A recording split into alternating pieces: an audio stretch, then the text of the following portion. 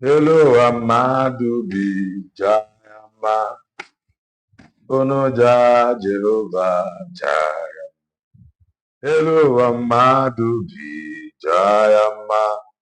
Onoja Jehovah Jaya. Hello, Amadu bi Jayama. Onoja Banu Jehovah Jaya. Hello, Amadu bi Jayama. Onoja Banu Jehovah Jaya. Yenini kere kere n'ụwa jaya mma. Unu jabanụ Jehova jabaya.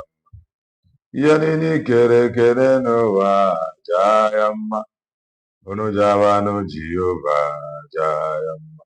Jaya mma, jaya mma, jaya mma. Unu jabanụ Jehova. Jabanụ ya mma, janụ ya mma, janụ ya mma, ewo janụ ya mma. Unu jabanu Jehovah, Jabayama, Jayama, Jayama, Ajabayama, Unu jabanu Jehovah, Jayama, Yanini kere kene nuwa, Jayama, Unu jabanu Jehovah, Jabayama, Iye kere kene nuwa, Jayama, Unu jabanu Jehovah, Jayama. Ihe kere kere n'ụwa janụ ya mma. Unu jabanụ Jehova jaya. Ihe kere kere n'ụwa janụ ya mma. Unu jabanụ Jehova jaya mma. Janụ ya mma, janụ ya mma, ewo jaya mma. Unu Jehova jaya mma. Anyị na-aja gị mma n'ihi na ị mara mma. Ịhụnanya gị na obi ọma gị o juru anyị anya. Ị nweghị mgbanwe, ọ dịghị onye dị ka gị. Ọ bụ gị bụ mmalite na ọgwụgwụ. Anyị niile na-aja mma. Ana m aja gị mma o. Ana m aja gị mma n'ihi na ị mara mma. Ịhụnanya gị na obiọma gị o juru m anya. Ewo ị nweghị mgbanwe, na ọ dịghị onye dị ka gị. Abụghị bụ mmalite na ọgwụgwụ. Anyị niile na-aja mma. Chineke m dị mma, onye kere igwe dị mma. Ihe niile kere eke na-enye gị otuto mgbe niile, oge niile. Ihe niile kere eke na-aja ha gị mma. Ha wee na-asị na Chineke anyị dị mma. Ị dị mma, ezi Chineke. Eluigwe na-agba ama, eluigwe na-agba ama. Mụ onwe m na-asị ịdị mma, ịdị mma, ezi Chineke. Okwu gị bụ eziokwu. Ịdị mma, ezi Chineke. Onye m ji eme ngana. Eluigwe na-agba ama, eluigwe na-agba ama. Mụ onwe m na-asị n'ịdị mma, ịdị mma, ezi Chineke. Igbo bụ Igbo. Igbo bụ Igbo birikweni ya. Ụtụtụ ọma, ehihie ọma, mgbede ọma, depending your time zone. Anyị ya dị ka echi, maka na echi adịghị agwụ agwụ ka anyị na-agwa ya ọ bụ na isonye bụ. What are you waiting for? Click the like button, subscribe, comment, share. If anyị na-ekwu na nke ikpeazụ oye eloyi. If you are just coming across our channel for the very first time, you are welcome. This is Kelenna TV. We are live and we are direct, bringing you the gospel of redemption by your doorstep. If I ain't make common sense, the reason I brought in Marifa. Marifa Karanya, Marifa Karanya gas school. Manoma if you in a chief.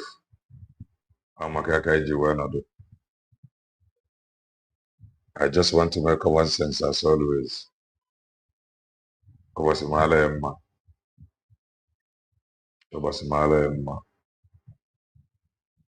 Please, if you are watching on Facebook, kindly join us on Twitch or YouTube. Thank you.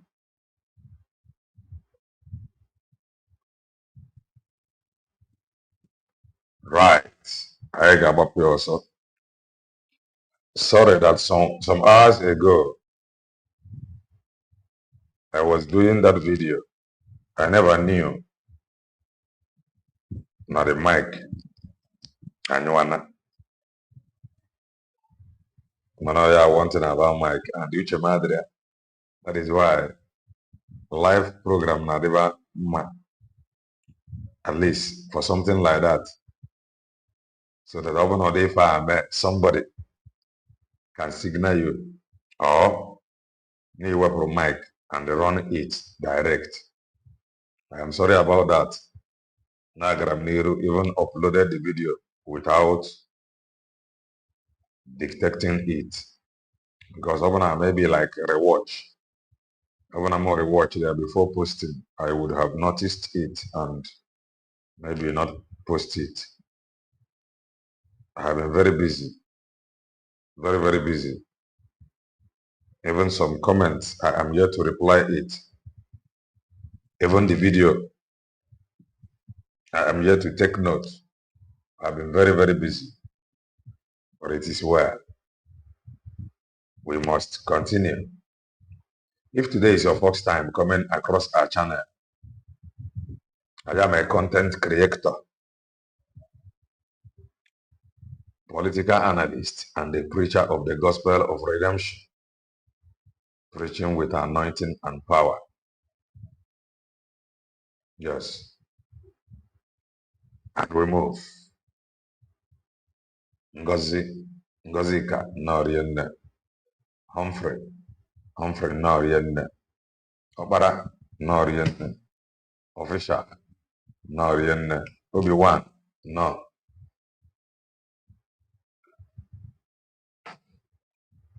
Norienne. And we must continue. It is a must. We continue. It is a must. We continue. Do well and touch the like button. If you have not done that, subscribe to our channel. If you have not done that, follow us on Twitch. If you have not done that, because most of Mazen Namdekano's program, we are now replaying it on Twitch. Even the only one that we just finished listening to before I have this very program. Darurian no Yechi, Norian Ayanosi no, Odogu, on top. No, easy way, no, so do well and follow us on Twitch so that we can keep bringing up Mazen Nnamdi Kanu's past program. You gotta go. So it is very, very important you listen to him. With everything that have happened and that is still happening today, you cannot listen to him and remain the same. That is the truth. Because some things on a woga, it may not make sense to you then because some things he predicted. Oga, the prediction. Or not then. So now, when you listen to it, or some of his predictions, then you will say, George, what is happening now? Prominent now, now those his predictions many years ago. Now we're gonna measure. Same goes to Maazị Banjoko. Some of his predictions many years ago. Ogo predict some of us was like,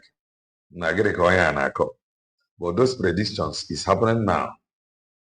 Yes. So everything you see happening now, it is something that have happened before. Now the reason different people doing the same thing other people have done in the past. So when you see all this Eggman and their likes, no. If you see Eggman and their likes, same thing have happened before. In Agota. But I am there now using some important questions. Just of recent, I am now just some important questions. Now those questions that we do know now were consequences when men deliberately undermine the truth. We do know now were consequences.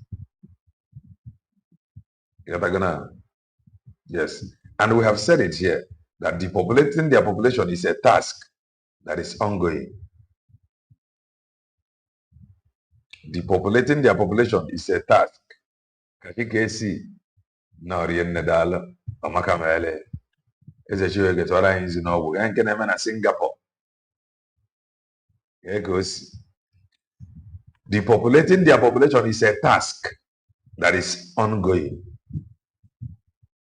And Oyanaga steady. Because they are not yet ready to back down. So how can we now back down? And we told us again, heavenly immigration border control, the one that he called is presiding. You gotta go.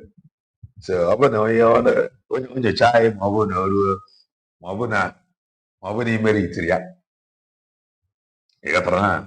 when you try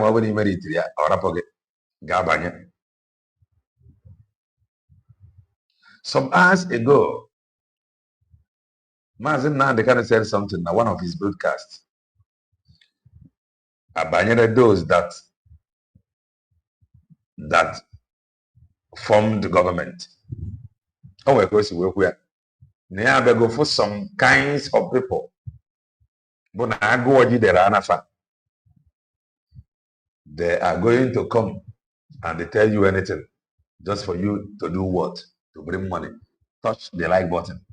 Touch the like button. Oliver no nwere ndị nọ na this very struggle. No, agụ afa. They can come and open government. Ọ dị nnọọ ka ọ bụ na ọnwa ezi ife a na-egbu ka ọ bụ na fa adịrị emeti ya ka people and ewepụzi uche ebe fa nọ. They are going to create something.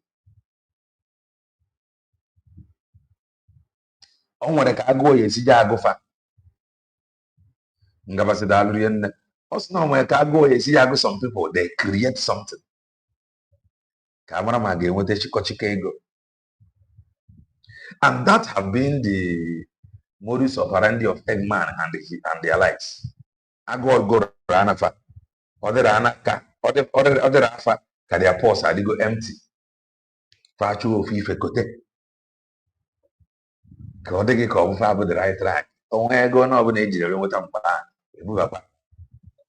because they know that it is not going to continue. So, other kwafaka, ichefu ene, fe konye something kwa. Just to keep you busy. If you don't know what if I am, you might don't know what he is doing. Non naked go on at the gate. And we have been asking them why Ojiwede, Ojiwede, now US will declare is doing well today. You and I know that they are doing well more than the other people. You know that they are doing well. If you say you don't know, that is to say that you are lying to yourself. And then US will declare they go willingly, effortlessly. US will declare that they are drag. They are not struggling to convince anybody. But in the buying we trust, never found. Why in the buying we trust or US will declare more than every other group? If I about join at you.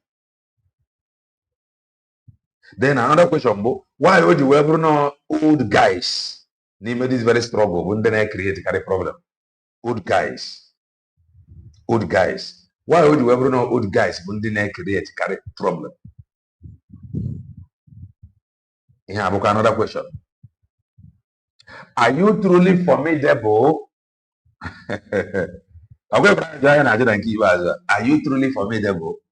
Hello, tell yourself the truth. Are you truly formidable? The answer is no.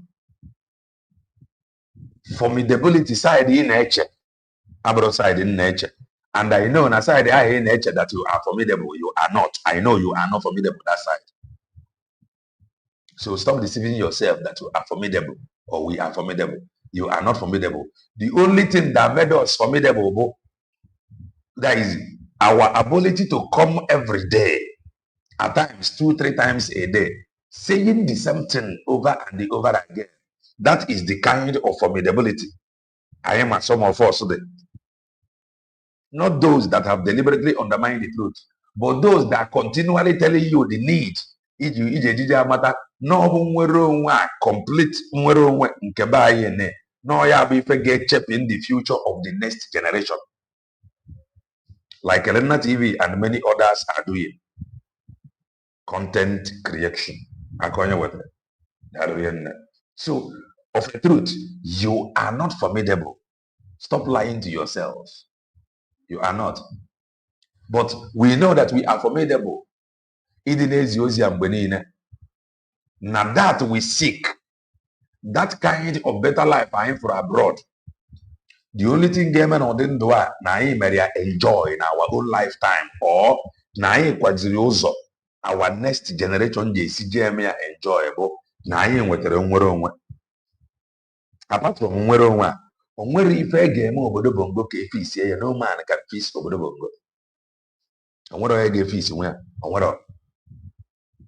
So the only thing ga-eme gị enjoy those things you saw abroad or you are enjoying abroad bụ na ewepụtara obodo bongo burie ya kpawa ya our own.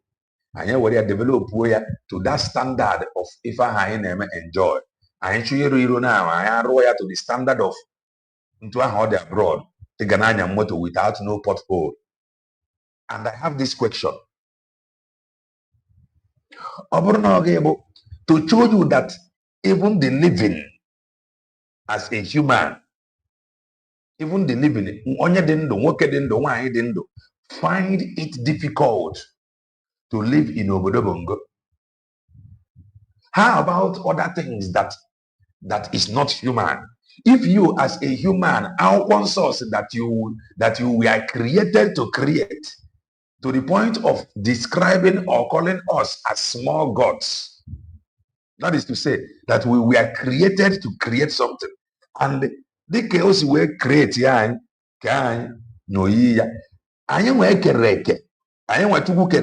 find it very, very difficult to live. How about other things? Yeah. Now hear this. Somebody like me now, I find it difficult to understand the Obodo Bongo. Do you know why? Because, sorry, I have traveled out.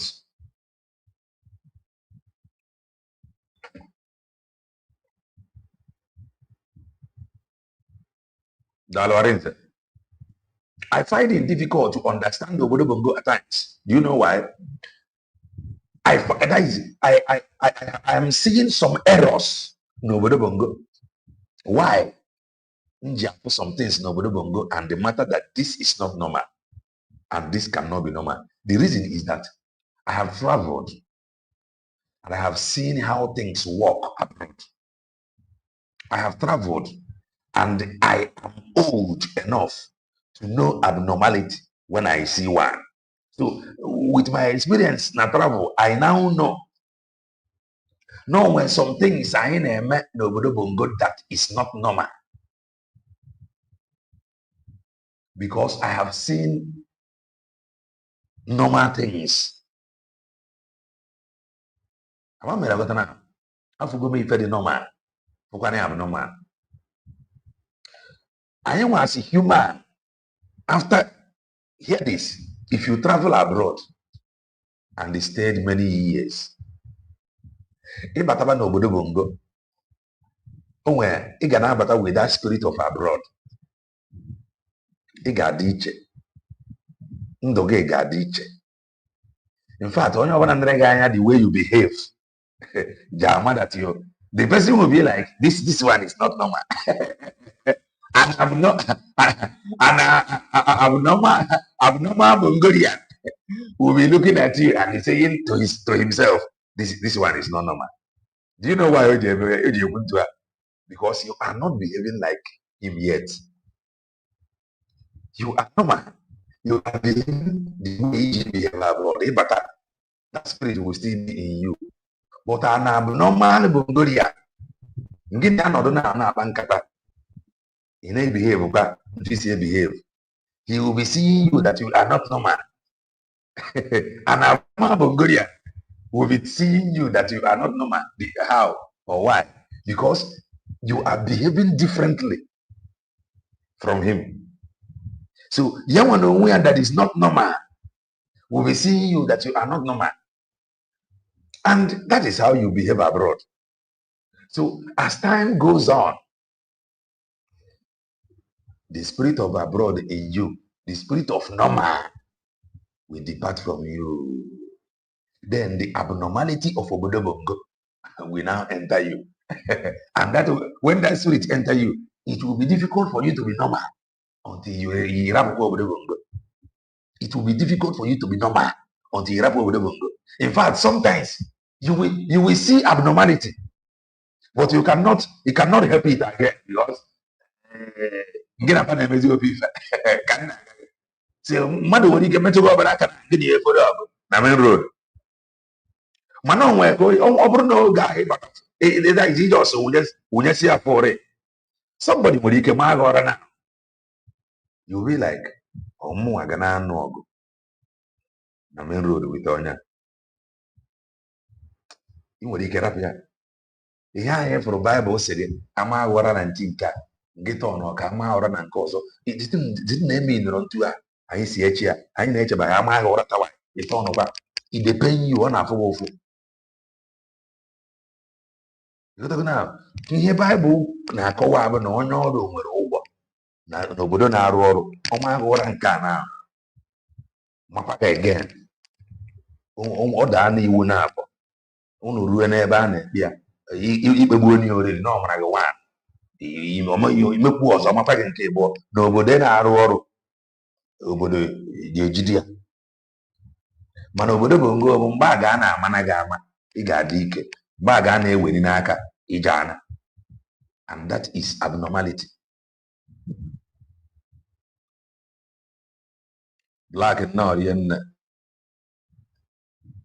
Amechi no. Until you leave Bongo, you will not understand what I am telling you now.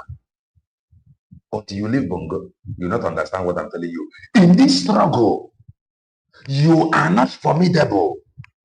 Stop lying to yourself. You are not. You are not formidable. You cannot. You are not formidable. Stop that lies. Oh, we are formidable. Oh. The people that let it not just be. Here can you see it in here? Madeka. I want to be formidable. Ndị consistent. Jealousy na orienne. I want to be consistent. On they have ndị formidable. Mana kwe from ndị abụ na ebe ọ bụ na ego si wee pụta becomes the right channel or the right group to follow. They are not formidable.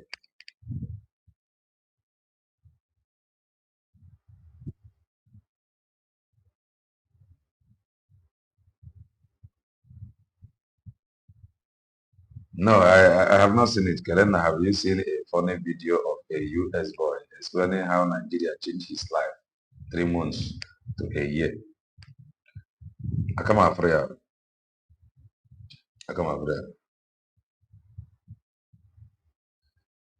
they are not formidable. If I back, you have been lied to. You are not formidable. Because opening what is formidability? Igarama, what is state sponsored? Tina Norian, no matter what is state sponsored. Igama, neither formidable. And you are not going to be formidable.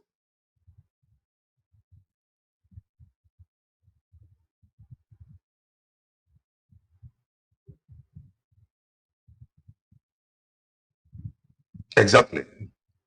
Projects obodo. Ndozie doziri obodo. For example, now, you don't Imo State now. You got street. Buafo onye ugwu. Street Buafo onye ugwu. Just, gwazie m nnọọ ihe onye ugwu a mere ndị Imo State. Onye ugwu far north. Gwa m ife onye ugwu a mere ndị Imo State. Ihe ndị Imo State benefit gụrụ n'aka onye ugwu a. Wetara Imo State ji wee name that state after the onye ugwu. They are not normal. It's just about their political interest. It is not about you.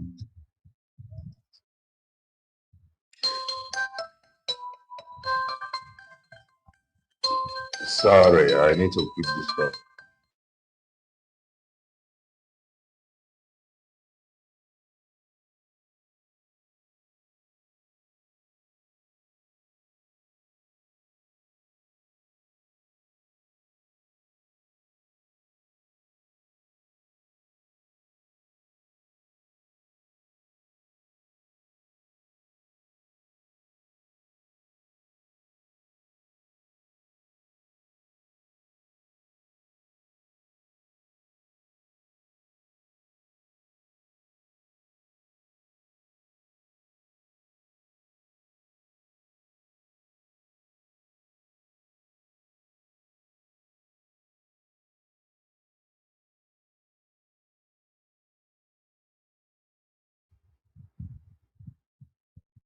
Sorry about that. Only in Nigeria, government commission newly built road. It is crazy.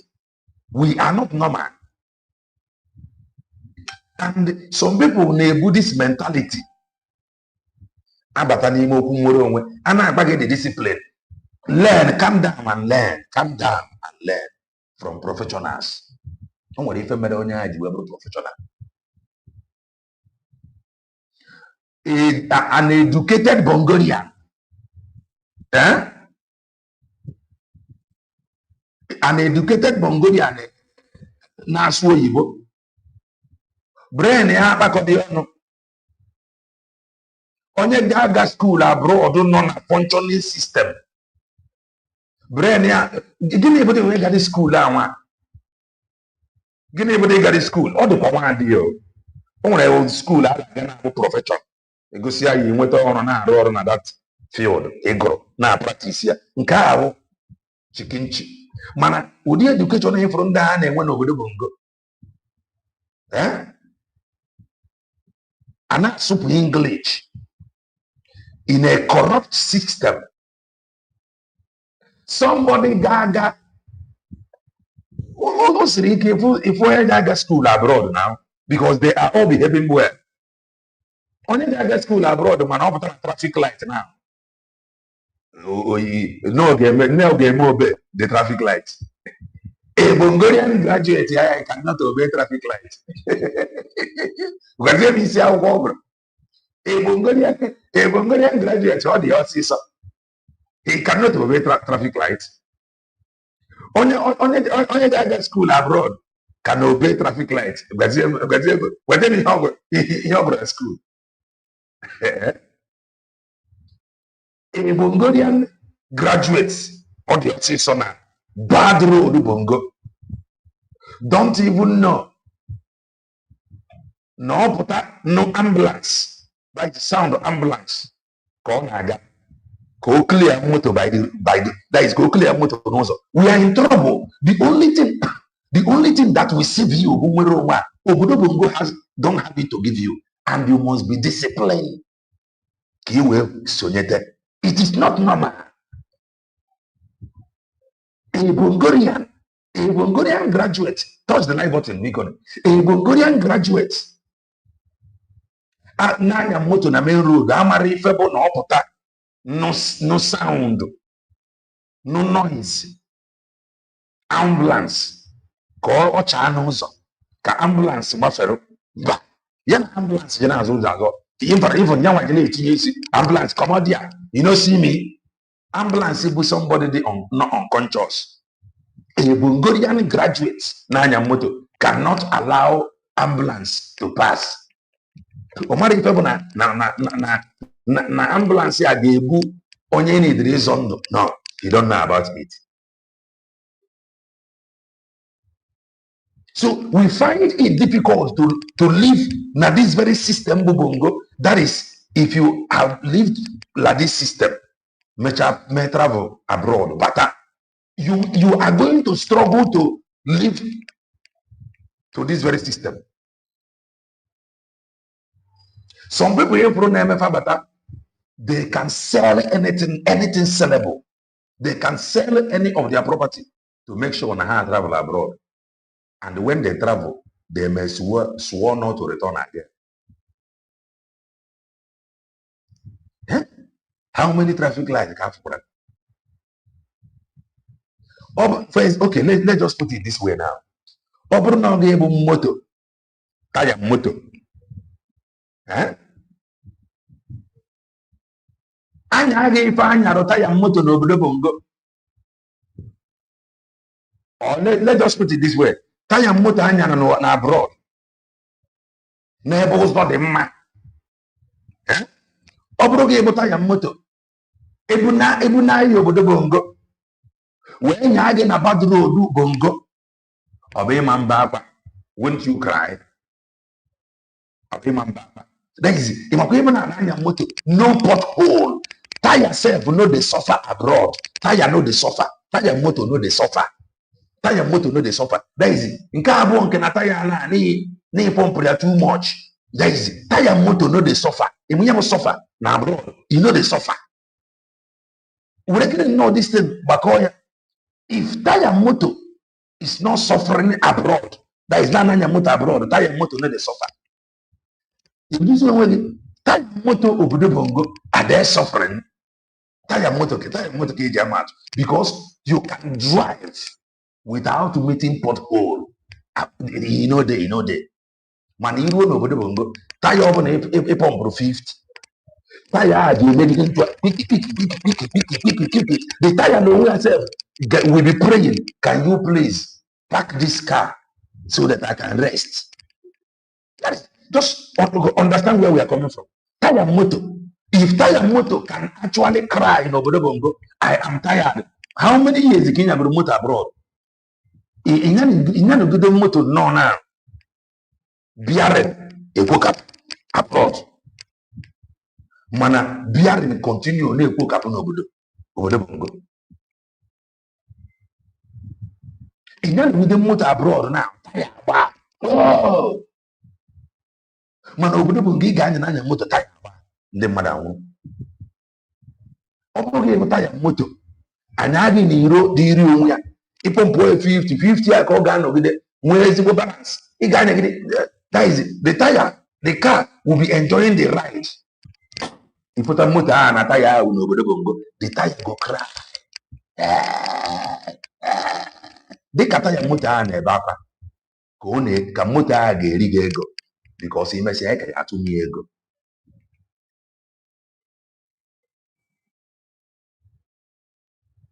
So the only thing girl with that joy, whether you like it or not, from abroad. That is the only thing that some of you that have not traveled, forget about some people that although some African countries they are doing better than Obodo Bongo. The only thing girl with that this better life, I am telling you now, bụ na Obodo Bongo na-ekewara ya ekewa. Ndị be anyị professionals anyị nwere abroad fa bata were that professionalism that doziere anyị be anyị. Apart from that, all these your politicians, they can just travel and come back. They cannot fix Obodo Bongo for you. Not in a million years, they cannot.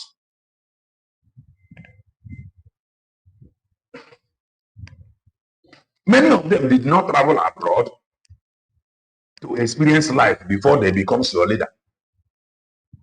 Many of them travel abroad and they run back to Obodo Bongo.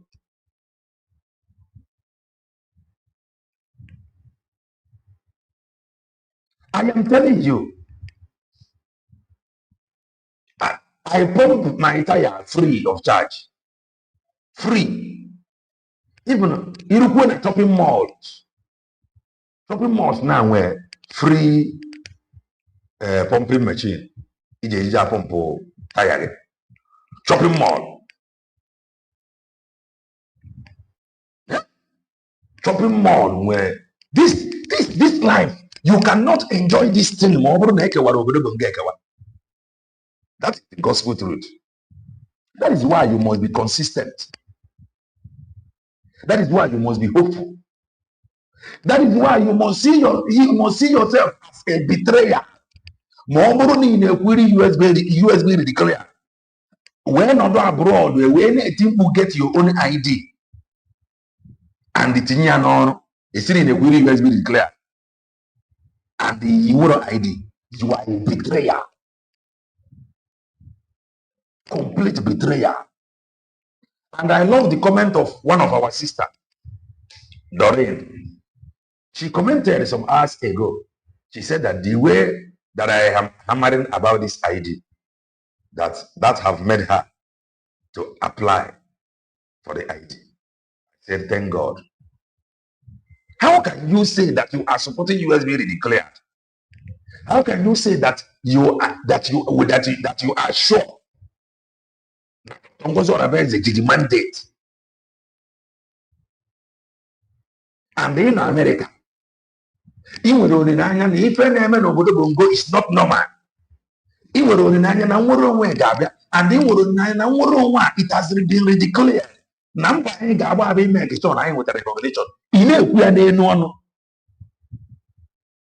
the highest support he gave encouragement, and he did this ID. And the zero the ID. USB declared. If the African social media now show you not English, you are a betrayer. That is the truth. This life you are enjoying abroad, where you are domiciled. Have you ever think, how can my people, how can I bring this thing that I am enjoying here to them so that they can have it? Maze Banjoko promised to bring Finland to your doorstep. That they have not had experience of. What do you have? They conspired. Joseph the dreamer, the Joseph of our own time. For 75 years non-stop. Maze Banjoko promised to bring Finland to your doorstep. They conspired against him. The haters of good things, those that have not traveled, those that have not tasted freedom or good life. Isi niile okwu nwere onwe. Ịnọkwa na Europe niile mana fancha niile bụ otu na ijide chenge visa ka ogene that you can meander almost all Europe. Ịnọkwa some European countries now na-change their law. Ị cannot do tibonya. Tomorrow you begin to blame Finland. Kedu mbọ ị na-agba to make sure na USB redeclared kwudosiri ike ngaji abụgodi Finland megide kọpụta their law ka USB redeclared konye nwuo USB redeclared as a nation were ya kọpụta Maazị Banjoko. Ịnọ na tigebe anya ịma na Europe niile na-eme operate almost the same thing. And in the end, the reason why I brought out that news banyere immigration law in Sweden, but so that you can connect. Don't come here and say you don't know. That ID shows that you have recognized yours. You must recognize yourself first before other countries. Very simple. Becomes the right channel. Is that what you're trying to tell us? Becomes the right channel. You don't recognize yourself. The only thing in the team we have ego. How will your recognition come? You are not formidable. Kelena, I'm right now by the beach front, listening to you, watching the sea and the chiefs. It is free for all 247. Just drive and park as long as you want. Do you go to the beach in Lagos without a ticket? It is crazy, very crazy. This is life we want to bring to our people. Hear this. Imegone Anambra State government and Delta State government carried in generates. Ma ọ bụrụ na fa doziri ọnụ mmiri niile ndị Anambra emezie side nkefa ndị Delta emezie side nkefa ime ego nefa dị na-eme na tourism. What do you have today? You run those beaches. In fact, some of non-beach niile arụchisie n'ụlọ resia toilet. Mana ife a bụ ife ga-abụ ọ bụ na egbocha ife a ndị be anyị ga-anọ nwe ebe a n'ọnụ ebe niile a mee ka achọ na-edebe ihe ọcha na-ere biya dị ya ịpụta dị ya ị na-eru anya goro biya ṅụọ nneka ọnụ mmiri ya niile ekpocha dị nke Anambra for example ịma how many employment ọ ga-create nneka ọnụ mmiri niile a ikpocha ya side Delta ịma how many employment ọ ga-create when you drive past that Delta side aja ka a na-agba ya ọ pụtara nwaanyị ama mmepe one section ga very far na-agba ya aja mana were ndị nke ọzọ daizi ịnọba nnọọ ma ike gwụghị nnọọ eruo ebe a nọdụ etisie ya umbrella na-akpọ egwu dị nwa. We are in hell. It is crazy, man. Anyị nọ n'ọkụ mmụọ and you are claiming to be formidable. You are a liar. You are not formidable and you are not going to be. You cannot fight Obodo Bongo presently. You cannot. We don't have what it takes. We cannot fight Bongo and win. Hello. There is some videos Ijele speaks in a post. Mother Valley. Mother Valley. You may argue with those videos. You can argue with it. You cannot be formidable. You must know that you are nothing and allow God to use you. Allow the spirit of freedom to lead you with discipline. Being focused to that very unweruwe.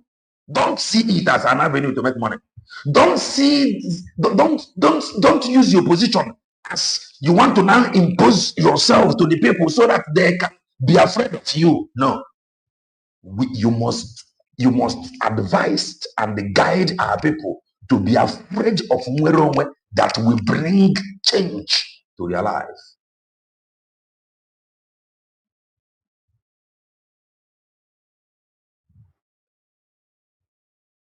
It is crazy. It is crazy.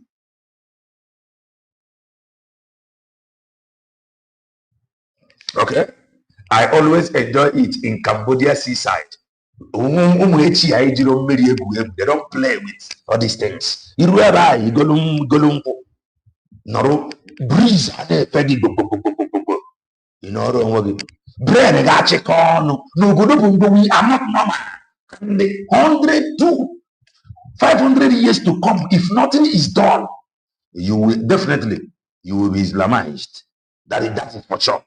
If nothing is done, you will be Islamized, and yet you are not going to enjoy anything because that is not how you were built. 500 years to come, if nothing is done, you are they will overrun you. They will overrun you. That is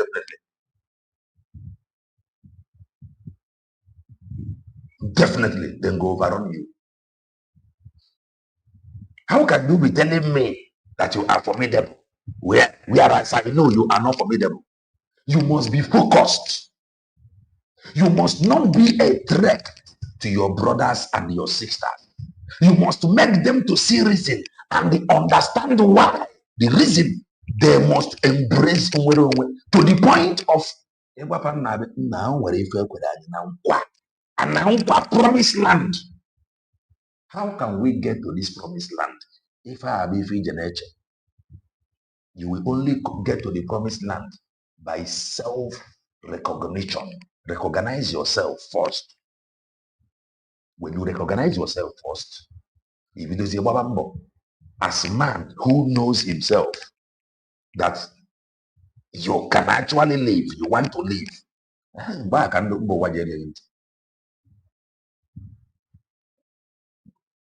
There is bushes everywhere. What are we doing with it? What are we doing with it? We have misused many of them. We have misused a whole lot of them. We have misused a whole lot of them. Huh? It has been hijacked. I am telling you, Onumiri, Niger, River Niger,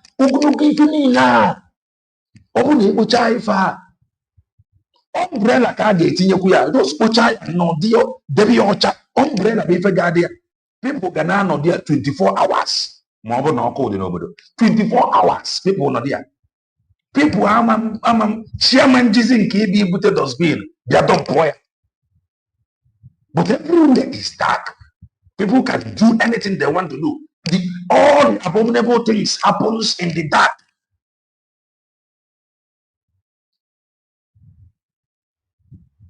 All the abominable things happens in the dark. Just clear those things. Umbrella. Buchaya. Guys, you witness nature. You witness nature. We are suffering. Yet some people is telling you that we are formidable. Or everything and whoever that done go money before us becomes right channel. It's an error. It's an error. It's an error. It's an error. Onisha would have made sense because of the weather there, with church and the small boat and the hotels. Name them. And it is crazy. You can't travel abroad, see things. But I know bongo. That is ujo. You could fear. Ujo. This is why you need to. This is why you must listen to professionals. Follow instruction. It is a shameless thing for you to based in Israel. Israel, you come here, but you don't have United States of Biafra ID. Anya dia agbagi ID go that is ngi use bia no obodo bongo. Anya na agbagi abroad. And they want Israel should come. How can they come? Ke ife ka ye negara anya. Ife ha ga negara anya. Obu ife ya na esero fa na akwụkwọ. Oh, look at it here. US should come here. Israel should come here. And then you go for your ID. Ordinary, only carrying that ID alone, More than ID, we show them how close you are with your nation. More than ID, ndị very, very sensitive. How about your ID? Go see her. How about your ID? Go see her. That shows how serious you take your nation. How close you are with your nation. They think far now. In this COG, what do you know? The only thing you think is to bring money, bring money, bring money. But them alone, gamata. Now more than the ID, that shows how connected you are with your home. Or if we are not reasonable now. Some of us are not reasonable. Some in this COG is not reasonable. They don't think. They don't think. What they want is money. That is why anybody that brings money becomes right channel. Now, it's a proud thing. Name portal. I draw your ID, means of identification, the web that USB declared. I draw your source, they will be like, is it that you don't have Israeli ID, for example? But why Ojijinka? That is to say, he is very so attached to home. They think far. The reason he carries it is because he is so attached to home. So when he can leave anytime. So when you pass by, each time I ask him for his ID, he always showed his country's ID. That is great love he has for that nation. He has a very good dream for that nation.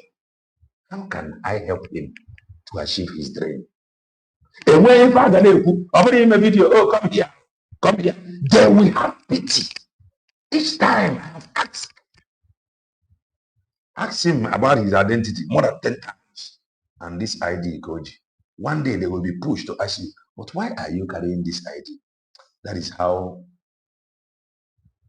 I so much desired to go home. They will be like, now, how can we help you? How can I help you? Conversation a video, discussion a video. You are going to plant that seed of freedom. Now his conscious brain or his conscious mind. You will plant him immediately. He will begin to speak in your defense. And leave Biafra. One day they are not like Bongo now. One day they can make video.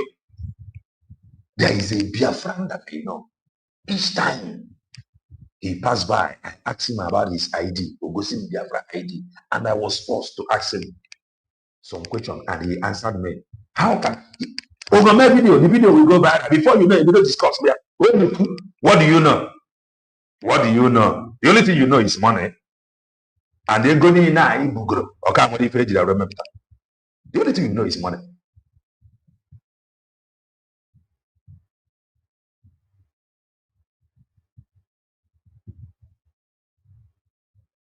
It is crazy. Locomotive. Oh, if I know, there's an hour speed. Sky train. Railways. Go to small obodo. Nation. The only thing we do is to make noise.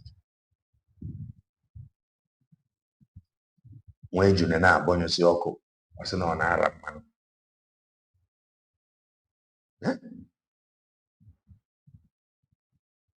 Get your ID. Recognize yourself first.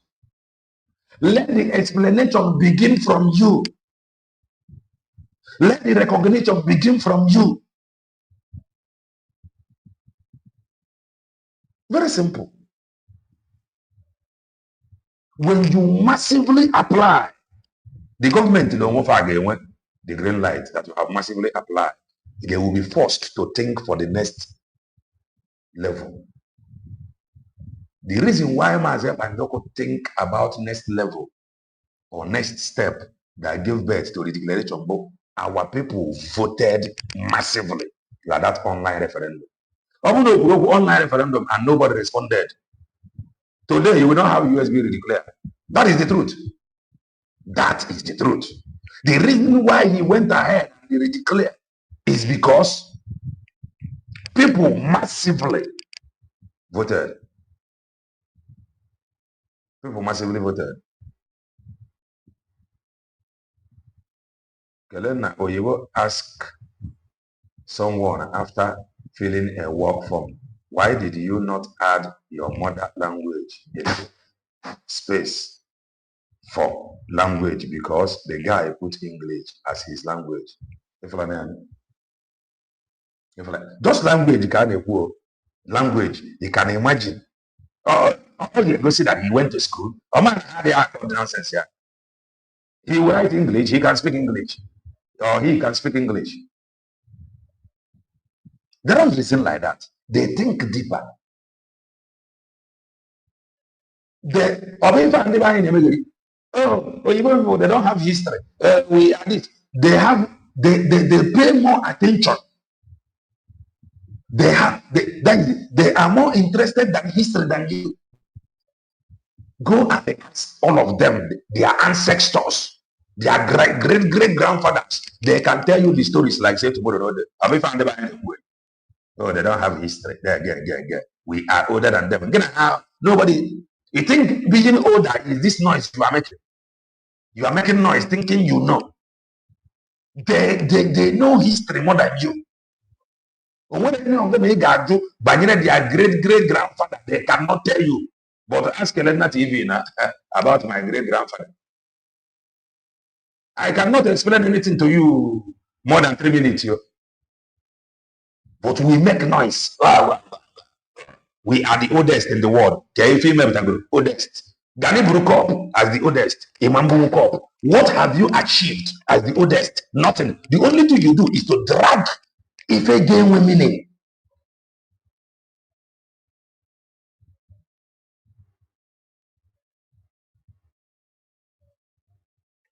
Okay, sorry about that. Sorry about that. Roadmap makes everywhere fair.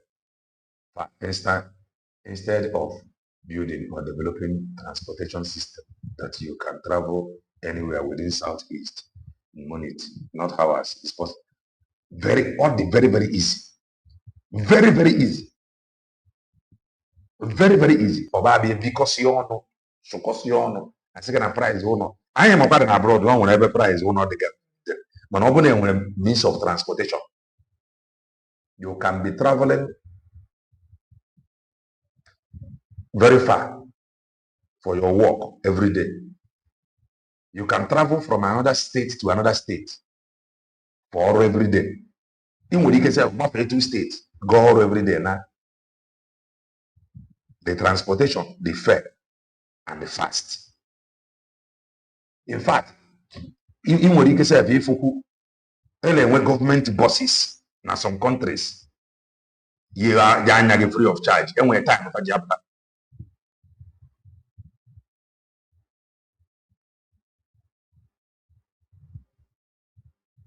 Now, until accord everywhere. Even some of these countries, nature, if you can speak their language, they can give you anything. If you can speak their language, you can enter anywhere.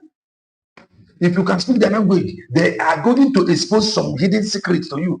It is like that. If I need Jibono, feeling of a pompous. Yeah, whether only for all now, tomorrow, the person would abandon all for you. All right, here. Wobe boy, see, God loyal under him. Not loyal to the cause. Look at what happened in Obodo Bongo, just of recent. I know when you say some states, something now, they will tell you this is freedom movement. And so, you must be disciplined. They need loyal to the declared nature. Now, police commissioner, a few days ago. Heaven did not fall. Heaven did not fall, but our own. Our own. We have serious problem. Very serious problem. That is why when I look at some of them, I just laugh. Now, so now getting a manage to see what they could even can. Very cheap and fast. It was Skytrain. chọọ speed train, chọọ underground train, electric train, electric. Ọ na-efe n'elu, electric. Enwere electric nke na-efe na enwere underground train. Anyị anọrọ na-amanyụ, talking rubbish every day, wasting things. Anyị nwere mmiri yet we generate 0 naira. If I na-abakọ isi bụ main market should open, we should close, remember we should open. Another drag ife ya enwesi. Why are you dragging those things again with you? So you need them to know that they are your life. Ọ bụrụ na obodo dị mma dịba ya bụ na ndị Nnewi ọzọ ruo ụlọ na-emechie, that is your business. I were shopping malls na ndị ọzọ na-agara onwe gị n'iru. I were ndị nọ n'ikpere mmiri na-agara onwe gị n'iru. I were export and import na-agara onwe gị n'iru. But nke a ị ga-aga dị ya kwụ ụdọ. Ọ bụrụ na ọmụ bụ ndị a emechie ya completely. Omere onye bidoro business. Open up obodo, it becomes trouble.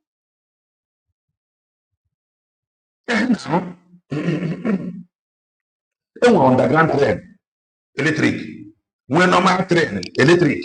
Nwee nke na-efe n'elu, electric.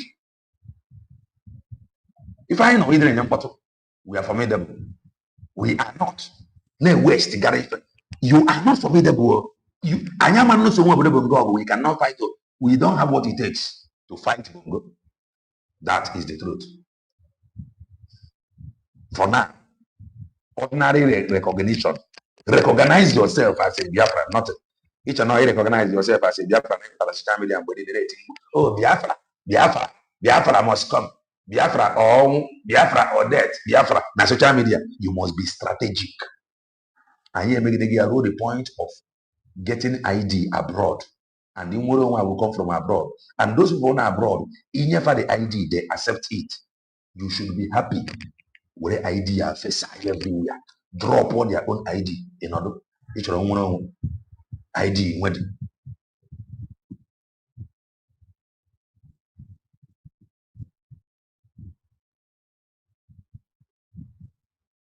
now all those foreign women when they are not bambo kapasubibo kapasuba struggle.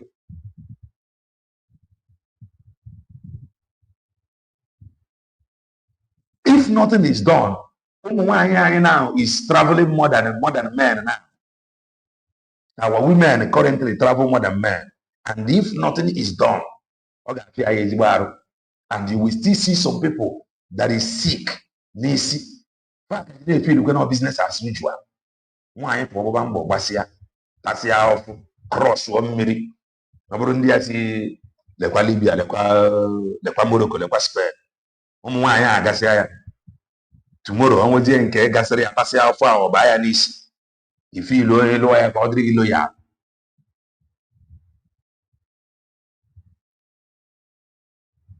Something is wrong with us at this age. We must think. Look at Ijele speaks. Mother Valley organ. Fan or dear.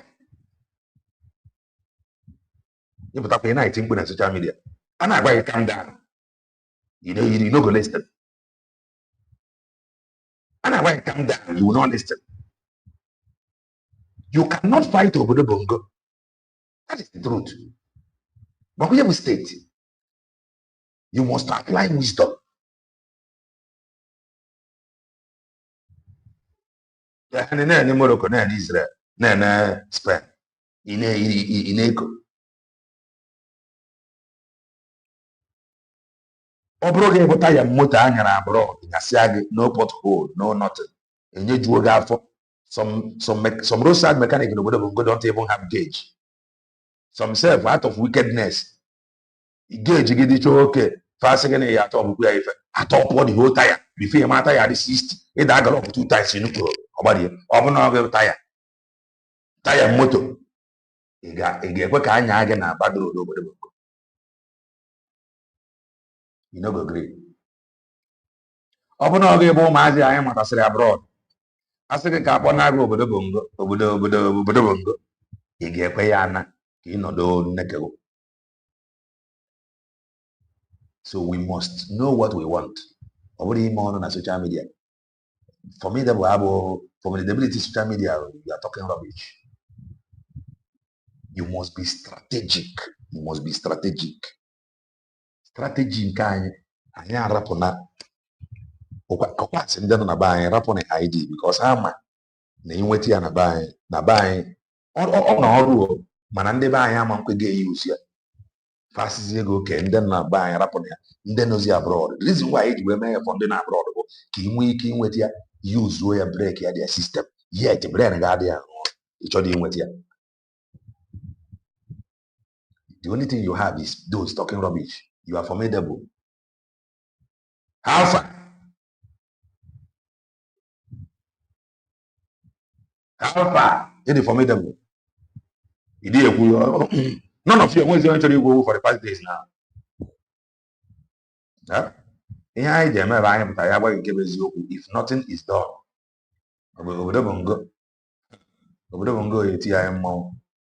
that is the gospel truth. That is the gospel truth. You must take your destiny by your own hand. Let me read out something to you from the S handle of Dr. Ngozi Orabeze. And he says, we should be ashamed of ourselves. Again, in a team whereby every day, go and follow Dr. Ngozi Orabeze. Follow her S handle. Now, sometimes I don't know how some of our people reason. Follow Dr. Ngozi Orabeze's S handle. Or it difficult. You retweet it. Nah, someone I don't understand. Follow her S handle. Just follow, you don't agree you. It's a follow her S handle. You don't want follow. There is one tweet she made. Nah, I don't just understand our people. Let me see. I think it's from here. Look at this tweet from her. As at the time I'm going through this tweet, over 10,000 view, 300 and something retweet. Man, as at now, over 11k view, 405 retweet. Now like this, we go the day. It might be 11,000.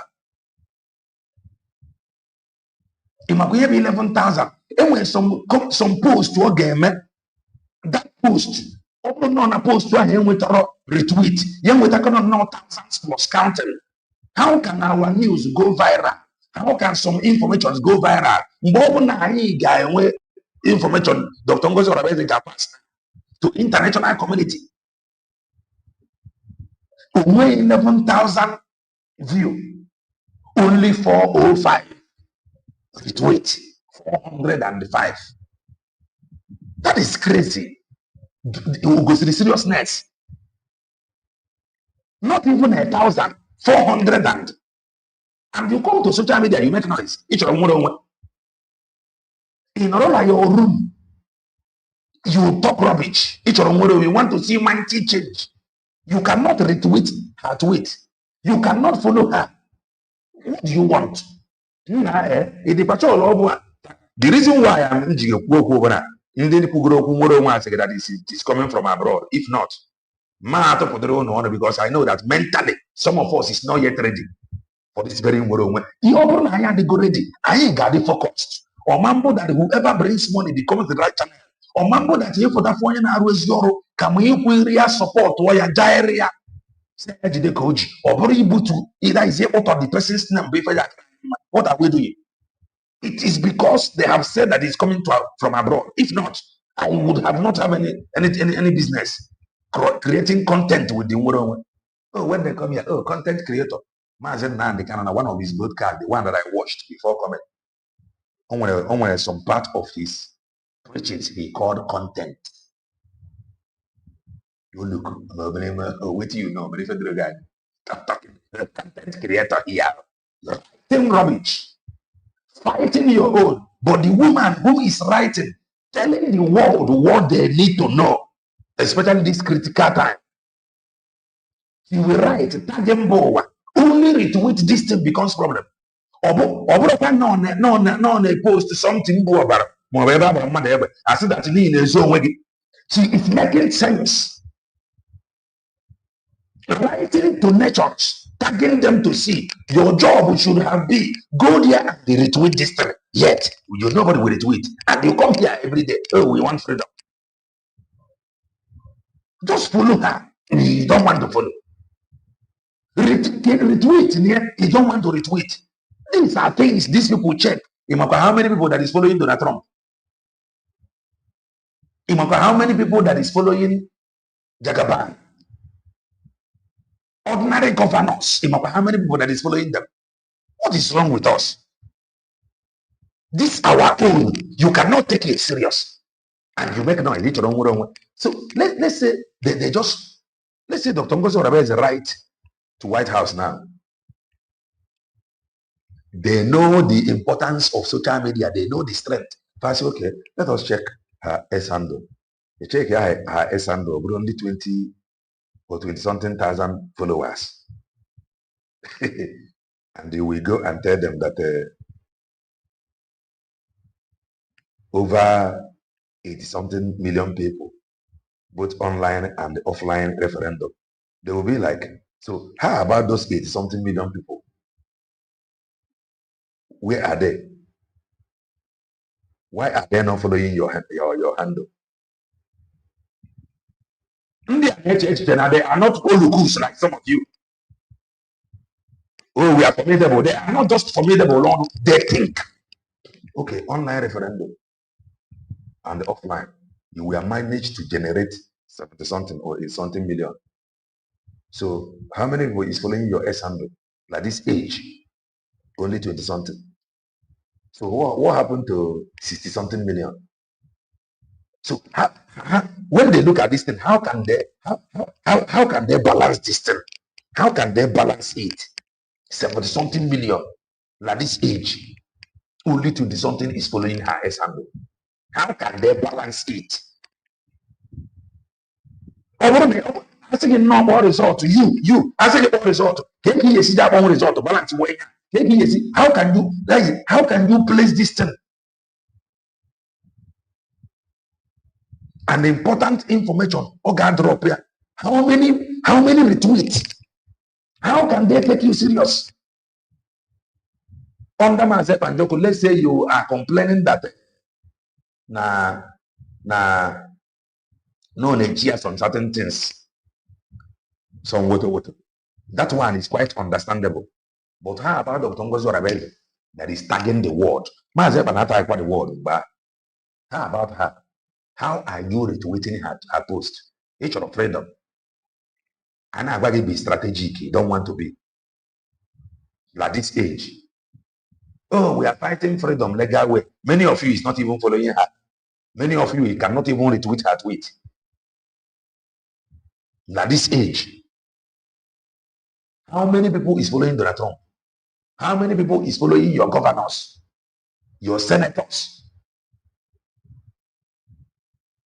This our own. We despise it. Like say tomorrow no day. This was how I was raising the alarm, telling our people the need to go and follow myself as Njoko S handle that time. It is the before we go to 100 and something, if I'm not mistaken.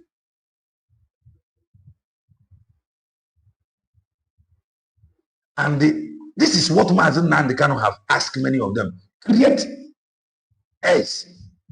When some information like this that you retweet it in order when you manage or each or one, you will tell on a mother valley. If you don't know it today, then you not agree. One only could that stupid idiot is writing nonsense.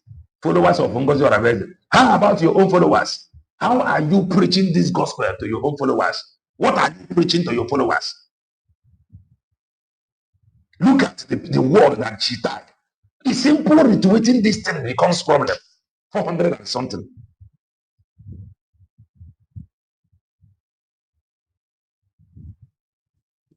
Exactly. This should be the question now. You say that have been really clear. How many people? Okay. How many people are in Finland? How many people is following her? How many people is it? Where are they? Where are they? Simple thing I get me why. Recognize yourself first. You are sick. Okay, not only should be how you can heal or cure yourself, not the other way around. I am not the name again. Every day, if we come here, we will be shouting. Please do well and touch the like button. We have shouted it here countless times. YouTube are there and here go based on like. But like button, we have the message for other people to see it in case when network failure from the side of YouTube. Na farm send the notification to people. Eh? But when you say hit the like button, some people will be like, maybe YouTube is go and they ask now. Can I know more YouTube with one video now? Headline, open that video with 200 likes, then you get $200. By now, Kelena TV, I'm going to change clothes every day. Man, I put here with different clothes. And they tell you, she will write something like this. Tag them go. The reason she tagged them is for them to see. But the news cannot go viral. Forget the going on attack, not tag them. There were some people that may see it from your own end more than the end of the Tongues or Abez. Your own end, that signal the world need. That is why it is very, very important for you to follow. Retweet. The only thing they will do now, oh, Kelena TV, the radio. How much did she pay? Oh, hello, I'm a mono. But common sense, Gabari. They are only coming in the name of Christian faith. Or that idiot that is fighting Christianity. The side. What have they done? They are helpless. Just being religious, talking rubbish. They are equally helpless. They are not going to do anything. These people, they are coming because of faith. Let it be on record. Some years after came out of Amba, Jesus. In the name of that Jesus, Kapaji, where would the up with that? But on this huge, you cannot think, oh, Jesus. The reason why they are projecting you, Jesus, is because they know that they have nothing to offer you. I have asked this question. Some of these church goers that is helpless. They are bandit in a degree that is helpless. We are not no bandit somebody no when olive oil yagro now one church. Now bandit knocked their door and he spread that olive oil to them. Bandit run away. Olive oil. Won't you go? Why is it that in this issue, John and very, very difficult to solve the problem from foundation? Won't you go and purchase your own handkerchief, your own sticker? A sticker and a more. The reason why you're going to stick and a more, get for more. Why name for more? Everywhere is dark. Why name for more? There is no emergency unit to save life, no law. Why name for more? There is no good running water. Why name for more? Why name for sickness?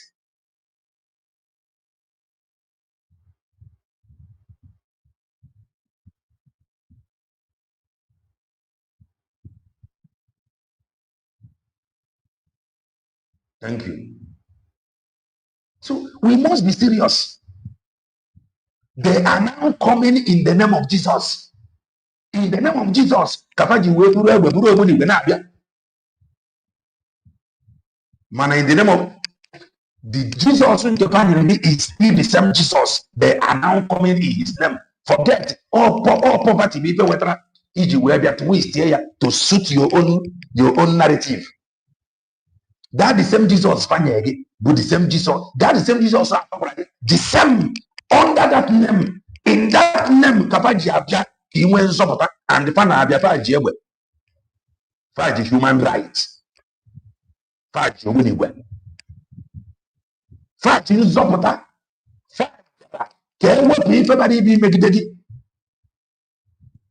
The only thing you do is to fight these people instead of seeing that all poverty fighting Jesus.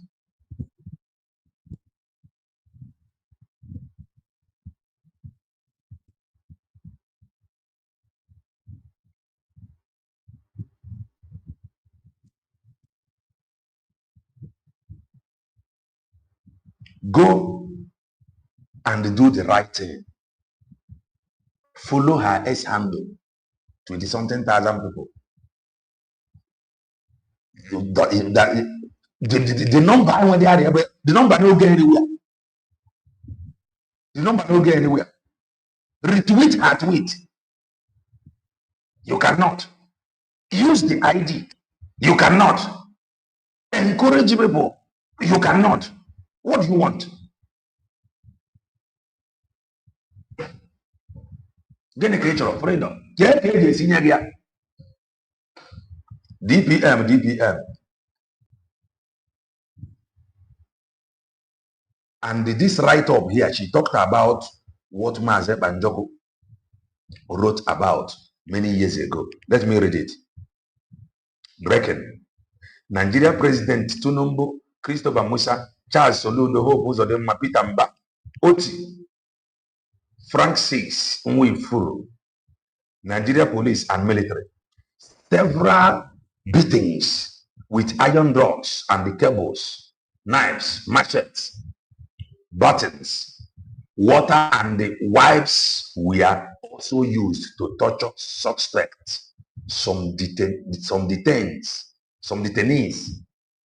were tied up with ropes so that their bodies were hanging. Then they were caught and their wounds left to bleed. Amnesty International. These killings and the callousness of the Nigerian state against Biafran citizens were reported by Prime Minister Simon Ekpa to Finland government, African Union, United Nations, but they ignored him and rather colluded with Finland government to jail him. You want the world to know. Or they even into it. The truth, Maazị Banjoko raised an alarm banyere what is happening na Arịba. He raised the alarm. Finland government, their way. European Union, their way. Even African Union, their way. He wrote the best way this news is viral. Bunny in a folia. He whoever for the news, he retweet here. Or tag him, then he no. Why does Amnesty International report these killings and the horror only after President Trump intervened? That is the question. Now the President Donald Trump will intervene. What are we doing? This is time to be serious.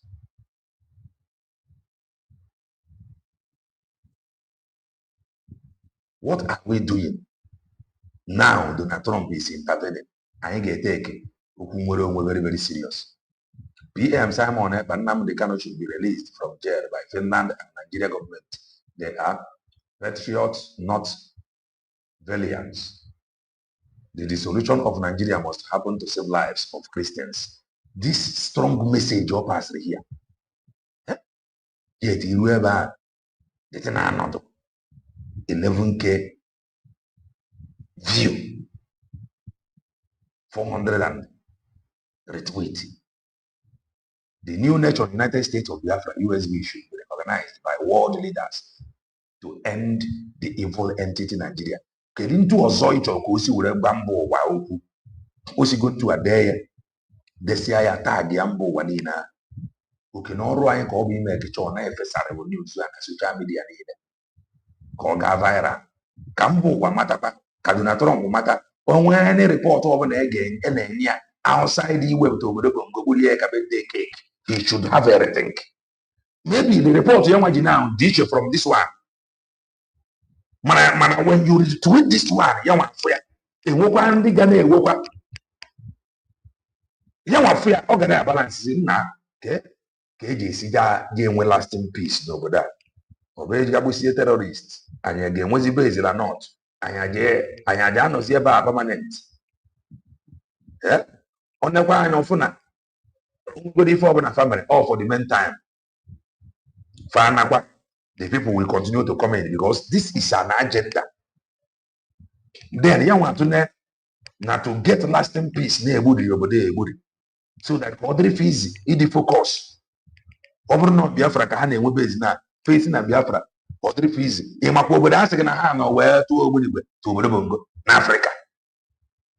Mana ọ bụrụ na be anyị na ọ bụrụ na egburu ya n'obodo a na ọ ka dịrị easy ịnọ na be anyị supervise everything entirely. A na-akpa ya ụdị nkata, a na-eretu eti ụdị ife a.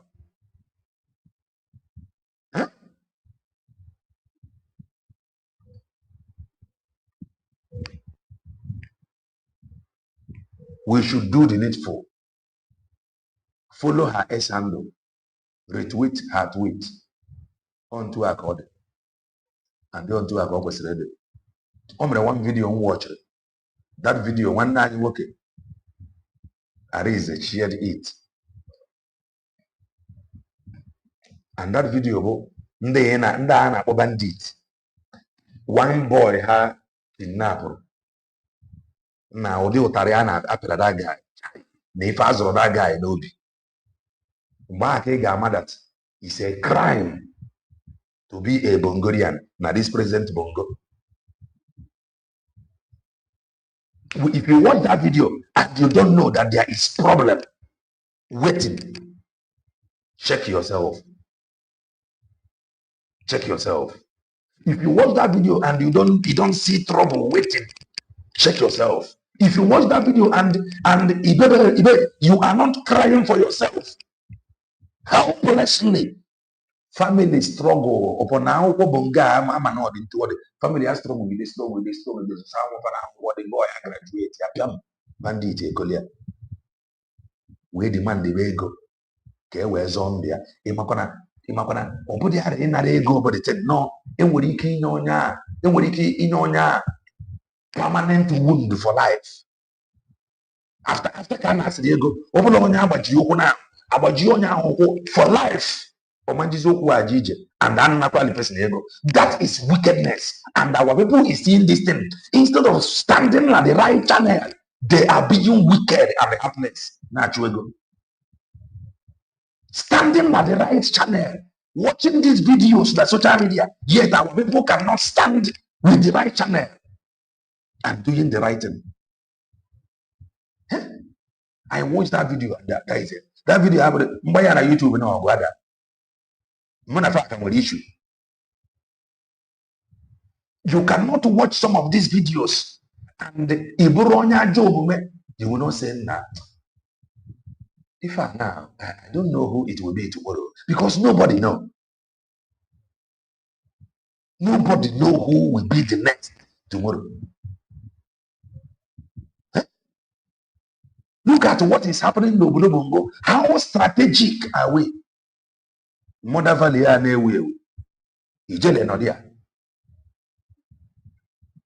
how disciplined are you? Formidable. How formidable are you really? How can people take you serious? This thing that happened, you didn't suppose open your brain, open your eye. Mother goes there, I will spend the chair, go in or spend it. Jam bandit, Buria. Obrokwane Buria, Debbie of Webber, never far war, far up one ya. Name life threatening injury.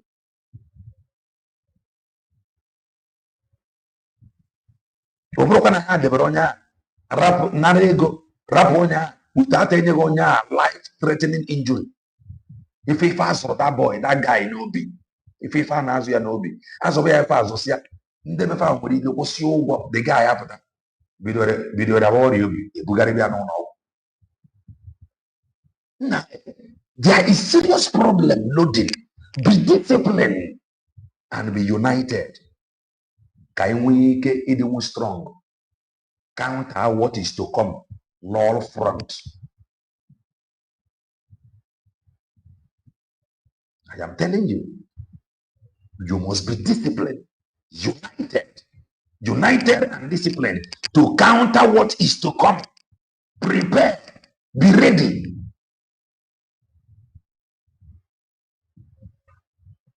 I watched that video.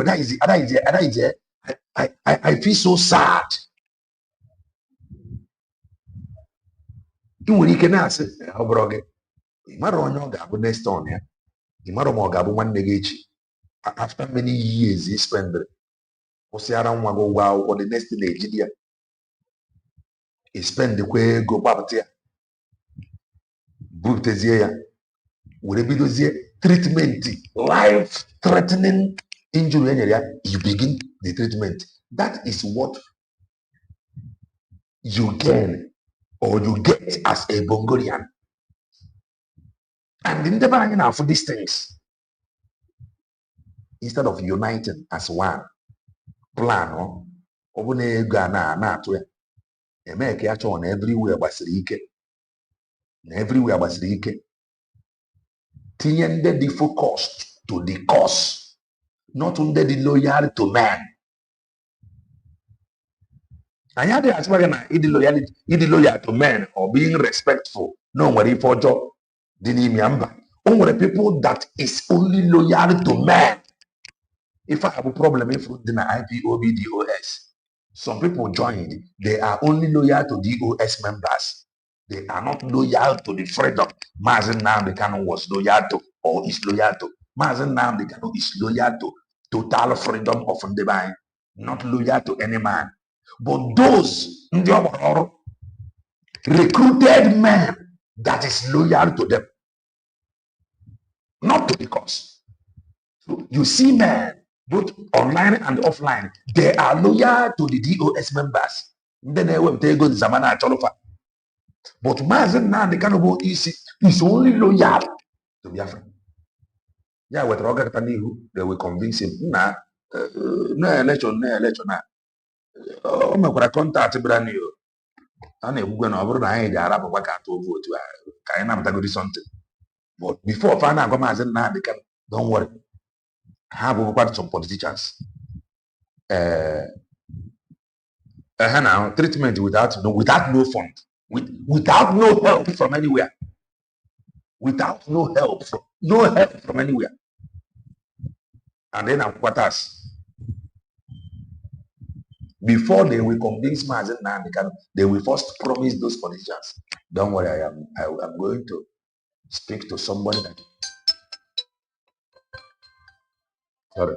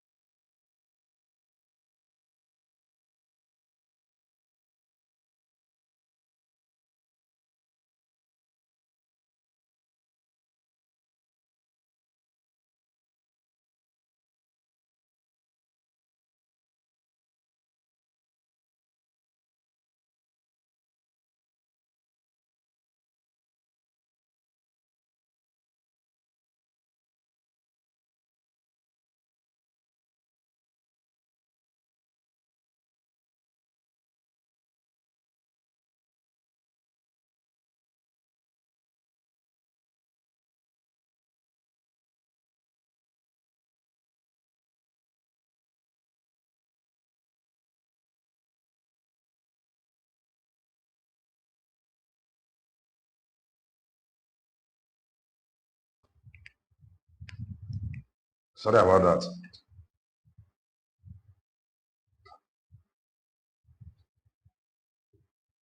So we must rise up and do the right thing. We must rise up and do the right thing. Not in and not.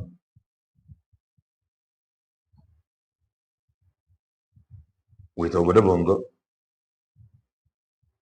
and what if I am easier?